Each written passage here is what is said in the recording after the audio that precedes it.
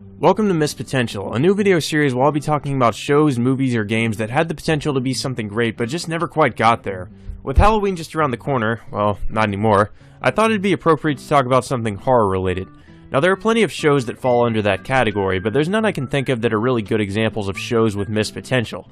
At least not any that I've seen aside from this one in particular. And that show is Hemlock Grove. Hemlock Grove is what would happen if you combine Twilight, Twin Peaks, and The X-Files. I know the Twilight comparison might immediately give some people pause, but bear with me here, as the only reason I bring that movie up is because of the vampires, werewolves, and high school setting. Other than that, they're completely different, so you can rest easy on that one. Fair warning, this entire video will contain major spoilers for the series as I'll be reflecting on what really worked for the show and what didn't throughout this video. Hemlock Grove follows Peter Romantic, a Romanian teenager with the ability to transform into a werewolf when the moon is full, and Roman Godfrey, a rich, spoiled boy with vampiric abilities he has yet to awaken to. Peter and his mother moved to the small town of Hemlock Grove, Pennsylvania. Hemlock Grove is basically any town USA, but with quite a few eccentric characters and more than a few dark secrets. Are you seeing the Twin Peaks comparisons yet? A sick, rabid werewolf known as the Vargulf is going around eating people. Peter and Roman eventually get dragged into this, mostly by circumstance. Peter wants to stop the Vargulf because a rabid werewolf eating people could eventually put suspicion onto him, and Roman mostly because of his morbid curiosity about werewolves and because of his slowly developing unlikely friendship with Peter. This is the basic setup for the first season of Hemlock Grove, although the Vargulf is just one of the many plots going on in this show. This show has a pretty big cast of characters, but the only real important ones are the Godfreys because they own a company that's essentially the show's equivalent of Resident Evil's Umbrella Corporation, and Peter himself. A significant amount of time is spent introducing you to these characters and going into their backstory. Peter belongs to a small group of Romanian werewolves who have apparently been around for a long time. Roman lives a life of luxury as his mother and deceased father own the Godfrey Institute, but he clearly has a few screws loose and isn't aware yet that he's new Peter, basically a vampire. His mother, Olivia Godfrey, is more or less a femme fatale. She lures in various men with her appearance, but she's actually very old and powerful. Throughout the series, she has an affair with a psychologist named Norman, who's later discovered to be Roman's biological father. The strangest and probably most interesting character in this cast is probably Roman's sister, Shelley. Shelley died as a baby but was brought back to life by Dr. Johann Price as a deformed walking corpse. Her name being a reference to Mary Shelley as she's essentially a Frankenstein's monster. She can't speak either, so she has to communicate using Siri. Dr. Price is the head doctor at Godfrey Tower and is used as Olivia's personal slave at her beck and call whenever she or her family needs something from him. I felt bad for the poor guy throughout this series as he is portrayed as a genius, but all he ends up being is Olivia's errand boy. The guy probably could have cured cancer, yet here he is dedicating all his medical expertise to some spoiled rich lady who happens to be a vampire. Tough break. And I almost forgot about Roman's cousin Letha. She had a dream where an angel came to her in the night and impregnated her. Yeah, did I mention the series was weird? There are plenty of side characters that play important roles in the first season, such as the sheriff, Clementine Chausseur, Peter's fortune-telling cousin Destiny, and Christina, a weird girl who stalks Peter and suspects him of being a werewolf. Overall, we have a pretty good setup for this show, a small town with a lot of strange characters and multiple different plot threads, most of which lead back to the Vargulf Roman and Peter are hunting. While I found the weird experiments being done at Godfrey Tower, Letha's strange pregnancy, the Order of the Dragon, some secret religious cult Clementine and her brother are part of, and the Vargulf mystery all interesting, the main attraction for me was the bromance between Peter and Roman. These two just had great chemistry together every time they were on screen, and their friendship felt realistic, not forced or fabricated. It's also the main source of drama throughout the show. Roman never really had a friend, so a lot of what Peter does ends up affecting him in some way. Even though the show has some romance thrown in, this is probably the strongest relationship in the show and the main reason I kept watching. The first season manages to strike a perfect balance of quirky, strange, and sometimes genuinely creepy and disturbing. It's almost hard to believe Eli Roth was the man behind the show. I had to do a double take when I found that out, as Roth is mostly known for his work on movies like Hostel and Cabin Fever. While those films are decent for what they are, this series felt like such a departure from what I'm used to seeing from him as a director. Oh wait, maybe it's because this was based on a book. That's right, Hemlock Grove is an adaptation of a novel of the same name. While I can't comment on how faithful an adaptation it is as I haven't read the novel, from a show-only viewer's perspective, the first season is solid, and apparently the rest of the show is its own thing. Maybe that's why it went downhill. But before I get into that, let's wrap up the first season and what made it so intriguing. The Vargulf is discovered to be Christina. That's right, the weird girl who didn't really seem that important is the sick werewolf. Apparently, she was infected by another werewolf and turned into the Vargulf. She can't control her abilities and it slowly transforms her physical appearance as her hair slowly becomes white near the end of the season. At this point in the series, the sheriff's 2 daughters are killed by the Varghulf, who himself and everyone in town believe to be Peter since he's been suspected of being a werewolf by Clementine. I guess like every small town, the populace is quick to give in to crazy delusions like this and witch hunt the supposedly guilty party. The sheriff holds all of them at gunpoint when Roman's sister Shelley comes from behind and kills the Varghulf. I'll be honest, the climax of the first season felt pretty weak, especially since I was expecting some huge fight between whoever the Varghulf was and Peter, but instead we just end up feeling sorry for Christina. If you didn't think that was depressing enough, the season ends on an even darker note when Letha dies giving birth to the child given to her by the quote-unquote angel. Fucking angels. Through some trippy visions Roman has near the end of this season, Roman realizes he's the one who impregnated Letha. Yeah, still not entirely sure how that worked out. Even more shocking is that Letha is actually Roman's sister. So, incest-wincest? Well, maybe not wincest since Letha and Peter had been sleeping together. Through the visions and Olivia outright telling him, Roman discovers what he really is, which drives him to bite his mother, killing her. Or did he? Peter has to leave Hemlock Grove because of his grief over Letha's death, and the sheriff is apparently planning to blow someone up as he's shown making bombs. The very last scene is of Christina's hand popping out of her grave, showing everyone she's not dead and might play an important role in the next season. Not really. Shit. So, with Season 1 being a pretty good introduction to the show and the potential of future seasons with all the mystery surrounding Hemlock Grove, the series could only get better, right? Right? Okay, let's get this out of the way right now. Season 2 of Hemlock Grove is a mixed fucking bag. There's quite a few weird decisions made, some of which benefited the show and some of which really didn't. From this point on, the show suffers from the Game of Thrones problem, where because it was no longer being adapted from the book, the showrunners could go off in their own direction. Now don't get me wrong, sometimes this can be a good thing, but most of the time it's really not. Season 2 starts right where the second season left off. Peter and his mother are going to a family reunion where his cousin Destiny hooks up with a guy called Andreas. I mention this because it's actually going to be really important in the third season. In the second season, we're just introduced to this guy as he hangs around Destiny's place and considers marrying her near the end of the season. He seems a bit shady but overall friendly, just not entirely trustworthy. Other than that, he's not all that important in this season. Destiny was important in this season and the first by helping Peter and Roman find the Varghulf through her clairvoyance abilities. The family reunion is broken up by the police who are hunting gypsies. Oh yeah, I forgot to mention that Peter is made fun of and ostracized for being a gypsy in the show. I didn't know this was Nazi Germany. Peter, his mother, Destiny, and Andreas all manage to escape and head back to Hemlock Grove. We discover that Roman is now the head of Godfrey Industries and doesn't really seem to take his job seriously as he interrupts a board meeting to talk about how he went on vacation and fucked a woman. That's nice, Roman. Thanks for contributing. Because of his ridiculously high-paying job where he contributes pretty much nothing, he was able to move out of his gigantic mansion and into a ridiculously expensive house. He has Letha's baby locked away in a secure room with servants he's hired to take care of her. As should probably be expected, Letha's baby is unique and has Upir abilities.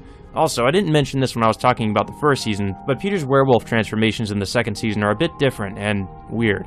It seems like it was done mostly using CG, and that's all well and good, but doesn't look quite as interesting as the first season where he literally sheds his skin and becomes a wolf. At the end of the first season, Shelley was blamed for all the murders and has been on the run since then. Her character actually gets some of the most development throughout the second season. The second season is a departure from the first in terms of plot, focusing on the religious cult of the Order of the Dragon, and that they're going around murdering people. Peter begins having nightmares about them doing this, which of course turned out to be real. Once he returns to Hemlock Grove, he gets a job as a tow truck driver and gets his cousin Destiny to use her clairvoyance in order to help him determine when and where the cult will strike next. All the while, he tries to mend his friendship with Roman after abruptly leaving at the end of the first season, but Roman apparently wants nothing to do with Peter now because of the way he left. I would say this is arguably a good thing because it gives their friendship more depth. They don't just get along all the time, even though Roman's reasons for hating Peter are petty. Well, Roman himself is pretty petty. This leads us into one of the really questionable decisions for this season, the inclusion of the character Miranda Cates. Miranda is someone who was involved in a car crash and conveniently sought out the help of Roman because of this. Also, conveniently, because Peter works as a tow truck driver now, he's the one who ends up working on Miranda's car. Because of this, Roman and Peter now have her as a mutual friend. You can probably see where this is going. Twilight. The only really important role Miranda seems to play throughout this series is mending the friendship between Roman and Peter. By having a three-way with them. I'm not kidding. This actually happens. Well, that's one way to fix it, I guess. She also plays the role of a nanny or mother figure for Roman's baby. Other than that, Miranda really wasn't much of a memorable character. There's returning characters like Olivia, no, of course she's not dead, and Michael Chasseur, the brother of Clementine. Michael poses as a new sheriff for the town while trying to find the person who killed his sister. Oh yeah, Olivia kills her in the first season. Olivia is apparently pretty OP, but we never really see her use her abilities. Throughout the series, she just comes off as an immortal vampire MILF and nothing else. Also, because Roman tore out her vocal cords in the first season, she now has an American accent, which was pretty odd to hear as I'm used to hearing that pompous British voice. You may also remember the sheriff from the first season who seemed like he was on the warpath by the season finale with all those bombs. Nope, apparently he dies off screen and blew himself up with those bombs. Something tells me the writers threw that in at the last minute, probably because his actor couldn't return for another season. Making bombs just to blow yourself up seems like a pretty convoluted and time-consuming way to kill yourself. Speaking of returning characters, you may also remember Christina's hand sticking out of a grave in the finale for the first season, implying she'd be back. Well, she does come back, and is killed off screen. I have to wonder what the point was of bringing her back if she wasn't going to be important in this season. Again, it could be because her actor couldn't return, but if that's the case, just get someone else to play her.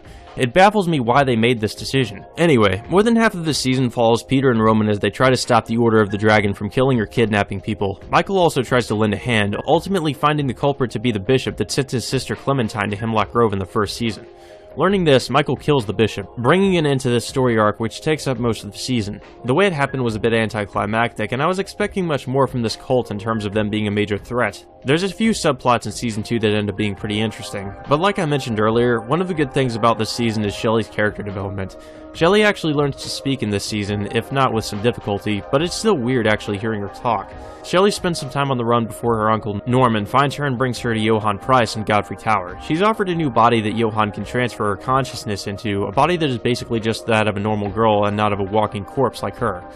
Johann apparently had to modify the body so that it could speak and move like anyone else, which is pretty bizarre to say the least. It already has a mind and will of its own. Its consciousness would transfer to Shelley's body in turn. That's pretty shitty when you think about it. You were born beautiful only to be transferred into a body of a shambling corpse. This brings me into another subplot for Season 2, Olivia Godfrey. They tried to develop Olivia's character as well, and in some ways they do. This is definitely one of the weaker parts of this season. They try to make her into a more sympathetic character who just wants to be a good mother, but her own shortcomings make that a bit difficult.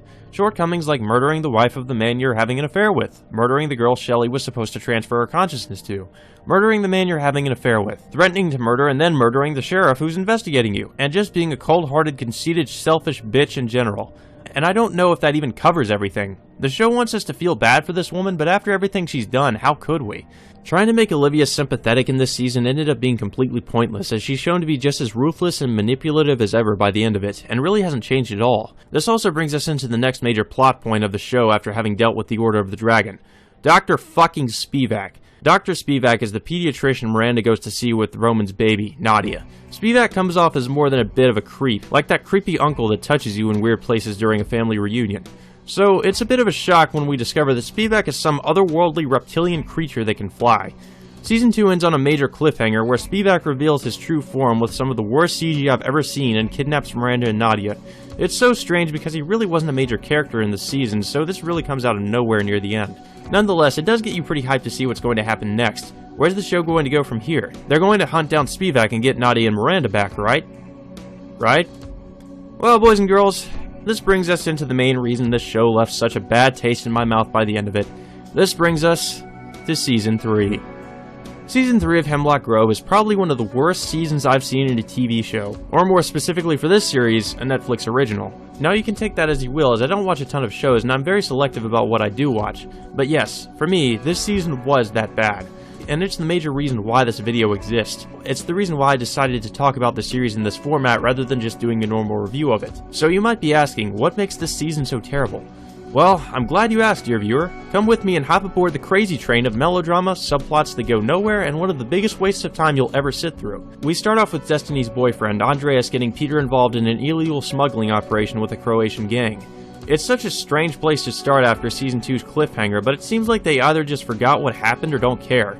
Andreas confides in Peter about his plans to get engaged to Destiny, and Peter gives them his blessing, feeling that he can trust Andreas. The deal with the Croatians goes south when they discover Andreas and his friends have been lying about the quality of what they're smuggling.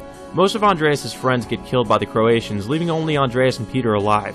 I bring this up because getting involved with this gang is something that comes back to bite both Andreas and Peter in the ass later, and ends up being far more important than it should. But we'll get to that. Peter and Roman are at least friends again by the beginning of the season, and they're working with a private investigator to help them find Spivak. But little do they know that he's working for Olivia so she can keep tabs on Roman, which isn't creepy and obsessive at all. We find that Spivak took Miranda and Nadia to some remote cabin after the end of the second season. He needs Nadia's Upir powers for something. He's keeping Miranda there since Nadia actually trusts her. Nadia trusts Spivak too for some reason, probably because she uses some power of suggestion. But I guess he needs her there to act as a nanny. Miranda actually tries to escape with Nadia at the very beginning of this season, but doesn't get too far. She tries to hitch a ride with a family passing by, but Spivak manages to catch up to her, lie to the family about their relationship, and take her back with him. At the end of the episode, we see that he froze the family. Spivak's powers aren't very well established in this series, so it's really anyone's guess what he's capable of. Strangely enough, this is all we really see of what happens to Miranda and Nadia until near the very end of the season. Let me remind you, Spivak kidnapping Miranda and Nadia and whatever Spivak plans to do is supposed to be the main driving force behind this series' plot at this point. To have it brushed away and swept under the rug like this really isn't a good sign. We learn that since Season 2, Roman has had an insatiable hunger for blood, so he goes out every night looking for victims. In Season 2, Johan Price had a container full of human blood at Godfrey Tower, but Roman ended up getting incredibly greedy and eventually drank all of it. Now because that's no longer available to Roman, he's pretty much forced to live like your typical vampire, feeding on people at night rather than having his blood handed to him on a platter. It's here that we're introduced to yet another newcomer to the cast, Annie. Annie is a girl that stalks Roman, watching him and eventually following him to his house. We come to find out that Annie is an Upir, just like Roman, but beyond that, we don't know much about who she really is. Annie learns that Roman is looking for Spivak and tells him she knows of someone who could be of help in finding him. This friend of hers is of course an Upir. We're introduced to him and a few other throwaway characters who are also Upirs. After her friend, yes, I don't bother to remember his name because he's so unimportant, learns of Spivak and what he is, he digs up an ancient text that more or less says that Spivak has been around since ancient times and he's so dangerous he could destroy the world. Great setup for a villain, right? Raise the stakes and make him the most dangerous thing that Peter and Roman have faced yet. See, we're off to a pretty great start. This is also where the subplot with Upir cancer starts. Yes, Upir cancer. Now, this is actually one of the few interesting subplots throughout Season 3. Basically, this disease is spread throughout the Upirs and it turns them into something like zombies who still possess some intelligence, but they want to eat their own kind. We see that some people in this group of Upirs have been infected by the disease and try to kill Annie and her friend. While I did say this was an interesting subplot, it doesn't really end up going anywhere. The only character this has any major effect on is Olivia, as she becomes infected with this disease about halfway through the season. As usual, Olivia strong-arms Johan into conducting research into this disease and trying to find a potential cure. I felt increasingly bad for Johan as the series went on because of how much he's had to deal with Olivia's crap. The only thing I didn't like about Johan was that he was greedy and had a pretty big ego, but other than that, he's a pretty likable character. Throughout trying to find a cure, Johan descends into madness and can no longer think rationally or do his job properly, leaving one of his assistants to handle pretty much everything. And that's pretty much all the semi-interesting bits of the season. While I did mention this Upir disease subplot doesn't really go anywhere, it was at least interesting. Now let's get to everything that didn't work in the season, and while there are a number of things wrong, there's two major reasons why this season is so disappointing and underwhelming. Number 1, the Shelley subplot. As I've mentioned before, Shelley is one of the more interesting characters in this series. Being a misunderstood Frankenstein's monster, she's definitely a sympathetic character who's almost constantly under Olivia's thumb. With Olivia having killed the manufactured body she would transfer her consciousness into and her uncle Norman, it would only make sense at this point in her character arc that she would realize her mother is crazy and would want to distance herself from her. Great, makes perfect sense. This is pretty much what happens. Shelley runs away and hides out at the abandoned Godfrey Mill that has become a shelter for the homeless since Season 1. Wait, what? Yeah, this just sort of comes out of nowhere. Apparently since the first season, the homeless have all taken up refuge here and the mill has been renamed Rooster Poot. Okay, sure, let's just go with that. The private investigator Olivia hired, while also keeping tabs on Roman, stalks Shelley as well, basically just letting Olivia know she's safe. I guess she's looking after her, in her own weird way. Now you'd think that at this point in the story, Shelley would be contemplating the relationship between her and her mother and what she should do with her. Nope, instead this entire subplot revolves around Shelley falling in love with a man, seemingly in his 30s, who hangs around Rooster Poot, Jesus, saying that name just makes me cringe, and puts on comedy shows for people. Yeah, he just goes there and does some sort of stand-up routine. I honestly don't get it. Now, I'm not trying to say this is a bad idea. We've seen plenty of examples of misunderstood characters like Shelley, who are outcast because of some physical abnormality or just for being generally weird, fall in love with some kind, understanding soul. But, as I've mentioned before, Shelley is maybe around 17, and this guy's in his 30s. The age difference is just incredibly creepy and can't be ignored. And this drags on for the entirety of the season, where we'll see Shelley just hanging around at Rooster Poot, talking to people or hanging out with her boyfriend. I just physically cringed again thinking about that. These scenes were just really hard to watch, partially because of the creepiness of it, but mostly because it was incredibly boring and a waste of time. The plot only goes somewhere near the end of the season where Shelley finally confronts her mother and stands up for herself. That scene was at least genuinely pretty good, and in a way it sort of completed Shelley's character arc, if not in an incredibly messy way. If this had been handled better, that scene would have been truly great, but because we had to sit through so much nonsense, it just brings the whole thing down. Number 2. The Andreas subplot. Alright, the Shelley subplot was just bad and really boring, but this is what fucks over the entire show, and that honestly just pisses me off.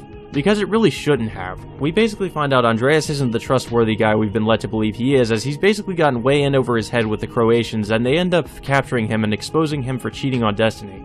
This dumbass apparently recorded some lazy amateur porn of him cheating too, conveniently enough. Peter is basically given an ultimatum: let Andreas die and the Croatians let him and his family go, or actually stand up for Andreas and get himself killed. Fortunately, like the sensible man he is, Peter realizes Andreas is pretty much irredeemable at this point and decides to look the other way and leave as the Croatians murder him. Peter and Roman come up with a plan to lie about how Andreas died to Destiny. Destiny predictably becomes incredibly distraught over this and eventually suspicious of how exactly Andreas died. She interrogates one of Andreas' friends about the truth behind what happened, and of course he tells her everything. Now, Destiny, being incredibly indignant and irrational, stalks and tries to confront the leader of the Croatian gang. Peter tries to stop her, but of course she won't hear any of it and gets angry at him for lying. I'm not kidding, guys, this takes up more than half of the plot for the final season and drags everything down with it. As with the previous subplot, it would have been fine if it were heavily, and I mean heavily, condensed. Because Destiny doesn't believe Peter when he confesses to what Andreas did, she goes off to get Roman's side of the story. This turns out to be probably the worst decision of her life, and it ends in her death. Yep, Roman kills her because she knew too much, I guess. This is just one of the many examples of bad writing, as there really isn't a good reason for Roman to have done this other than to create more unnecessary conflict within the plot and to continue to beat this melodramatic subplot into the ground even more. Destiny's death is also the reason why the final season of the show, particularly the ending, suffers. Roman buries Destiny out in the woods and tries to blame the Croatians, telling Peter they may have kidnapped or killed her. Roman, what the actual fuck are you doing? I mean, I know Roman has done some pretty stupid things throughout this series and he can be a really dumb and impulsive character at times, but good fucking god, what were they thinking when they wrote this garbage? Speaking of murder, Olivia's character arc in Season 3 surprisingly does end up going somewhere by the end, but as is typical with the show at this point, we have to wade through a river of bullshit to get there. Olivia becomes obsessed with the PI she's hired and wants him to stay with her when he tries to tell her he's pretty much done his job and has to leave. And of course, because Olivia always gets what she wants and she's crazy, she kills him for resisting her temptations. But we don't find this out until an episode or two later, and until that point we're supposed to be convinced that this guy has willingly stayed with her, slept with her, and is now for some reason acting all eccentric and calling himself Tuchanga. Yes, this actually happens, and yes, it's about as cringy as it sounds. So even if you didn't get told the plot twist by this point, you already know something's up. Because based on what little we know of the PI she's hired, he doesn't act like this. He's a normal guy for the most part. TLDR, the plot twist is that Olivia killed him before he left and has been hallucinating the entire time, believing he was still there. So basically, she's been walking around acting like a total schizo. We find out later that this is because of the Upir disease that's been progressively spreading throughout her body and has apparently begun to affect her mind. Really, there's nothing wrong with that, but like so many other subplots in this show, this comes out of left field and drags on for a while. It could have been much more concise. We find out more than halfway through Season 3 that Annie came to Hemlock Grove looking for her mother. We get some development here and there with Annie where we learn she had a family once who were killed in a traffic accident and that she was the lone survivor. Roman confides in her about what happened to Letha and why he is determined to find his daughter. It's eventually revealed that Olivia is Annie's biological mother, but it isn't until the very end of the series that Olivia actually believes and accepts that Annie is her daughter. This also shows us that Roman really has learned nothing since what happened in Season 1. While there's been some sexual tension between Roman and Annie throughout the season, it really comes to a head in one scene where the two of them have sex. This is after Roman learns who Annie really is.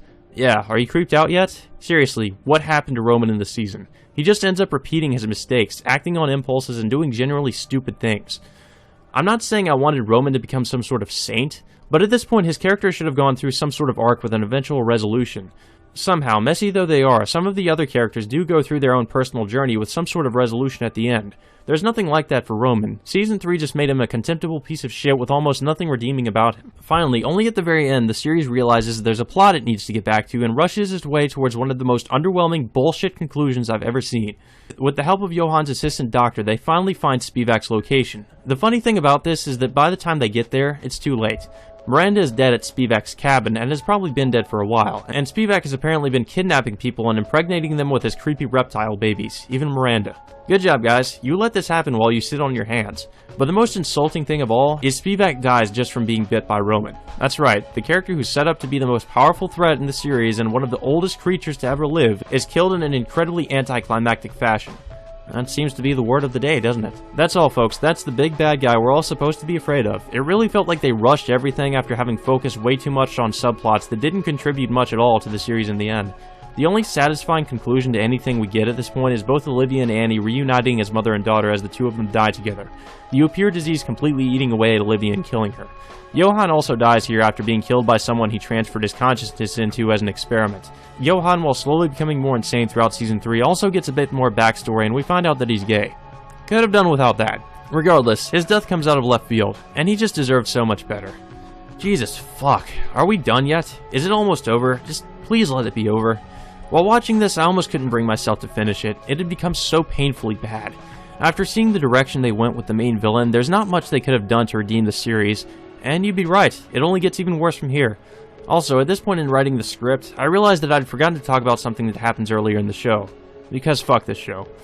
Annie tells Peter about where he can find Destiny's body. Peter uncovers it, becomes upset, and confronts Roman about it. As I've mentioned before, Roman lies to him, telling him it was the Croatians that did it. This sends Peter into a frenzy where he interrogates the leader of the Croatian gang. But of course, he gets nothing out of him. Roman can't keep up the lie, and once Peter finds out, he transforms into a werewolf and tears Roman's heart out. The end. No, seriously. That's it. That's fucking it. That's actually what happens. Albeit the Cliff Notes version, but this is actually how Roman and Peter's friendship ends, with Peter killing Roman over some stupid subplot involving Andreas cheating on Destiny. Fuck me, this is bad. The show ends with Shelley and her boyfriend driving out of Hemlock Grove with Roman's baby Nadia and towards the promise of a better life, and the promise of forgetting the show ever happened. Oh, but wait, we see one of the reptile creatures jump out of a nearby lake, so not everything is back to normal. Ooh, spooky. So in summary, Season 3 of Hemlock Grove effectively turned the entire series into a dumpster fire, and ended on an insultingly bad note. It frustrates me because the first two seasons were good, even great at some points, and there was potential for the show to be one of those hidden gems that not many people know about. Unfortunately, the final season ensures that Hemlock Grove will go unnoticed for some pretty good reasons, which is a real shame. The show had mystery, interesting characters, atmosphere, and a quirkiness similar to Twin Peaks. Had the final season not wasted so much time on its subplots that never ended up amounting to much of anything, and spent more time on the main thread of Spivak, it could have been much better and even had a satisfying ending. Fortunately, since Hemlock Grove, Roman's actor Bill Skarsgård has been recognized for his outstanding performance as Pennywise in the new It remake, which is great. The guy deserves more attention, as his acting stayed consistently good throughout the show and his portrayal of Roman was spot on for the most part. The major kick in the balls with Hemlock Grove's ending is the heart of the show. Roman and Peter was both literally and metaphorically ripped out, and there's just no coming back from that.